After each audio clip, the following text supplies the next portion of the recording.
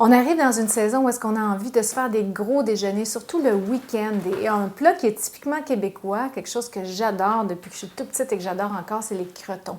Mais par contre, je trouve que les crotons qu'on trouve sur le marché ne sont pas toujours bons et sont aussi pleins d'additifs. Quand on lit la liste des ingrédients, ça fait peur. Alors, j'ai retrouvé une recette de grand-mère, des crotons maison qu'on peut faire chez soi, qui sont délicieux et tellement simples. Alors, je vous dis la liste des ingrédients. C'est du porc haché. Moi, j'ai mélangé 3/4 de porc et 1/4 de dinde pour que ça soit un petit peu plus léger, un peu moins gras.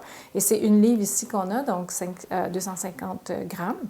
Une tasse de mie de pain, un oignon blanc râpé, une tasse de lait. Dans les épices, on a de la muscade, 1/4 de cuillère à thé de muscade. On a de la cannelle, 1/4 de cuillère à thé aussi. On va mettre 1/8 de cuillère à thé de clou de girofle. Et on va mettre une herbe que j'adore, surtout en hiver, la sauge. La sauge qui aide à digérer les gras, donc ça donne un goût aussi fabuleux au croton. On va mettre bien sûr du sel et du poivre.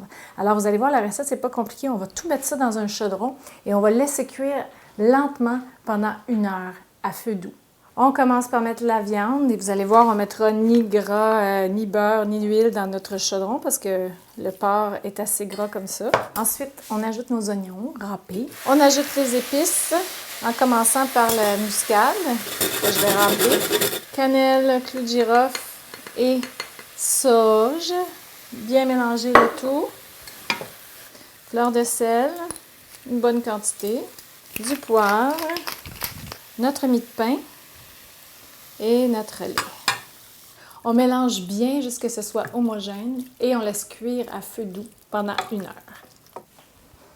Miam!